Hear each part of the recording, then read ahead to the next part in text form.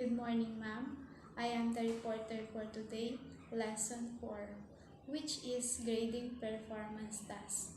When we say grading performance tasks, the goal of grading performance assessment is to arrive an accurate and meaningful indicator of each student level of achievement on the learning goals that a task was designed to exceed.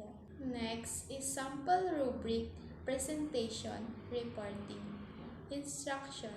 Each group shall be given 20 minutes to orally present about the assigned topic. They are allowed to use a laptop and projector. Sabi dyan, di ba we know naman na every practicum, like reporting, mayroon talagang criteria at rubric. Na kung saan yung criteria na yon is doon binibase yung performance. Performance mo, parang basehan siya. Basehan siya sa kung anong magiging grade mo doon sa magiging performance mo. And oral presentation or reporting naman na mayroong tayong instruction na kung saan ito yung magiging guide natin kung paano natin gawin yung pinapagawa. Halimbawa na lang dito is na lang yung naka-include dito yung instruction na naka-indicate kung paano gagawin. So, sabi dyan, each group daw is may 20 minutes na nakalaan para i-present ang topic na naka-assign sa kanila. And then, nakalagay din dyan yung instructional na maari or pwede nilang gamitin ng like laptop, projector para sa kanilang oral presentation. Kasi every reporting kailangan natin ng mga kailangan natin ng mga projector kasi need natin 'yon para maging successful. Next one is category naman tayo. Number 1 is content, 25%. Number 1, poor. No appropriate amount of material was prepared. The argument stated did not reflect each topic relative importance. 0 to 15%. Sabi dyan sa content, 25%. Naka-indicate po dyan na hindi sila nakapag-prepare na maayos, kumbaga kulang sila sa mga materials na ipinapakita. Kasi 'di ba, the one thing para ma-deliver mo ng maayos yung report mo is need mo rin ng complete materials to make the listener understand your report. And then, dito is parang kulang yung mga statement, topic, or kaya naman is related o hindi re-reflect sa topic yung kanyang sinasabi or yung mga importance is hindi nasabi. When we say poor kasi, mababa yung binibigay na grade sa'yo. Then, second is satisfactory. Appropriate amount of material was prepared. However, the arguments state did not reflect each topic relative importance, 16 to 20%. Dito naman is parang sakto lang yung materials na need is na-prepare nila. But sa pag-explain is doon nagkaka-problema. Diba is yung argument is nagre-reflect naman pero hindi ganoon or kulang. Parang ganun. Then, excellent. Appropriate amount of material is prepared and the arguments stated reflect each topic relative importance. We have 21 and 25%. Sa excellent naman is parang complete package na siya. Parang kumbaga lahat ng need is nandun na. Prepare ng maayos o kaya naman napaghahanda ng mabuti or napag-aaral ng maayos yung topic ng kanyang i-report, which means nilalaman ng report mo is complete lahat ng statement. Nasabi mo na din nasabi mo na yung lahat ng gusto mong sabihin sa nilalaman ng content ng report mo, then na-prepared din, then yung materials is prepared din lahat. Second one is objective, 25%. Lesson is not well prepared, 0 to 15%. Sa objective naman is hindi prepared sa lesson na ituturo mo. Kaya kailangan bago mo ituro yung lesson na binigay sa'yo is pag-aralan mo muna bago mo siya ituro para mas lalo itong maintindihan. For example na lang is yung reporting. Then bago mo siya i-deliver or i-discuss, kailangan mo muna siyang pag-aralan ng mabuti upang kapag i-discuss mo na siya is mas lalo mo itong maiintindihan or maganda yung flow ng pag-discuss mo. Sa satisfactory naman is lesson is well prepared but there is no congruence between the objectives and the subject matter. We have 16 to 20%. Sa satisfactory naman is which is well prepared ka sa lesson na ituturo mo.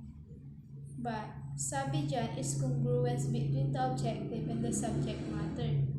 Ngunit hindi tugma yung lesson na itinuturo mo sa pagitan ng layunin at paksa. Kung ituturo mo naman yung lesson mo nang hindi tugma sa paksa at layunin mo, syempre hindi maiintindihan ng student mo yon. Then, excellent naman is lesson is well prepared and there is congruence between the objectives and the subject matter. We have 21 and 25% naman. Excellent. Dito naman is prepared sa lesson. Kaya may congruence between objectives and subject matter. Halimbawa na lang, kapag nagtuturo si Ma'am Judith, di ba laging prepared? Then, lahat ng tinuturo niya is tugma sa lahat ng layunin and subject matter sa lesson. Next is organization, 20%. Sa poor, group did not present information in a logical and interesting sequence. Therefore, the presentation cannot be understood. 0 to 12% naman dyan. Dito po is yung information ng presentation nila is hindi naintindihan. Kumbaga, di sila nangalap ng information about dun sa topic na kanilang ire-report. Then, yung pagre-report nila is hindi maayos. Kumbaga, parang out of topic. Yung sinasabi parang if ganun yung paraan ng pag-report, therefore, hindi maintindihan ng mga listener or student ng kanilang tinuturuan. Then, second is satisfactory naman tayo. Group presents information in a logical and interesting sequence, but occasionally strays from the topic is 13 to 16%. Yung pag-present nila ng information in logical and also interesting sequence is na ipapakita nila, but dito is yung pag-deliver stray, which means is nakakalito. Other words po is hindi direct to the point sila. Parang paligoy-ligoy yung pag-explain nila. Sa excellent is group presents information in a logical and interesting sequence which audience can follow. 17 to 20%. Dito naman sa excellent is lahat complete na yung information nila. An interesting sequence is nasabi na lahat. And then direct to the point silang mag-explain. Because of that, yung mga nakikinig na mga students, na-follow nila yung mga sinasabi or tinuturo ng group presenters. Parang hindi sila paligoy-ligoy na direct to the point na yung sinasabi nila para mas lalo nilang maintindihan. Next, number 4, method approach, 20%. 20%. Sa poor, method used were not suited for the subject and not suited for the capabilities of the target audience, 0 to 12%. Sabi naman dyan is yung methods na ginagamit is hindi suited or hindi nag-fit sa subject, and then poor din yung capabilities or target audience niya. Then next is satisfactory naman niya. Group present information. Methods used were slightly suited for the subject and slightly suited for the capabilities of the target audience, 13 to 16%. Sabi na dito naman yung methods that they use and then yung capabilities niya and the target audience is slightly suited, which means sakto lang siya kapag tinuturo. Then excellent naman is method used were suited for the subject and suited for the capabilities of the target audience. We have 17 to 20%. Yung methods naman dito that they use suited siya sa subject and then your capabilities of target audience is suited.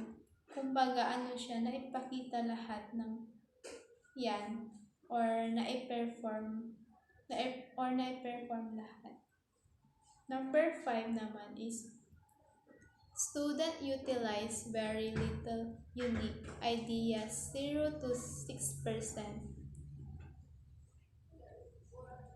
Sa poor naman ng number 5 is tinuro ng teacher or na-report ng guro nila is medyo nagamit nila. But dito is parang nakulangan yung guro ng creativity. Siguro kaya hindi nila masyadong naiintindihan or hindi sila nakakuha ng masyadong ideas. Next, sa satisfactory naman niya, student utilize unique ideas but did not integrated it, 7 to 8%. Dito naman is yung creativity dito is ay nakakuha ng ideas ang mga student sa mga nagturo sa kanila. But sabi dyan, did not integrate it. Kaya, ganun. Excellent naman is student utilize unique ideas in an integrated manner, 9 to 10% naman dyan. When we say excellent kasi, lahat ng kailangan na need pakita or masabi is naka-include dito to make your grade high. So, dito is yung creativity na ginagamit is naging effective sa student or kaya yung creativity that they use is naging maganda yung kinalalabasan ng kung saan ang mga students nagkakaroon ng sapat na unique ideas and then yung integrated manner. When we say integrated manner is yung mga values integration nila, yung pinapakita nila sa mga teacher. Then next is checklist for evaluating a rubric. First one is has a clear essential criteria. The features of a quality rubric. Checklist ko lang ito kung present or absent siya. Number 1 has a clear essential criteria. Present siya. Then, number 2 is criteria are aligned with the standards or competencies in the instructional academic plan, which is absent siya. Then, number 3 has a realistic number of criteria. Is present naman siya kasi yung criteria is nagiging realistic number. Number 4 has explicit observable indicators, which is present naman siya. Number 5 is has no overlap in levels. We have present naman siya. Number 6 is has real world criteria, present siya. Then 7 has high interjudge reliability. We have present naman siya. Then 8 test out with student, present. Number 9, avoids degree modifiers. We have absent naman siya. Then, last one is written in a way that can be understood by the students. We have present naman siya. This checklist for evaluating a rubric is i-checklist mo lang siya para malaman mo kung or maobserbahan mo kung ilan yung present and absent sa rubric na ito. Yun lang po. Thank you.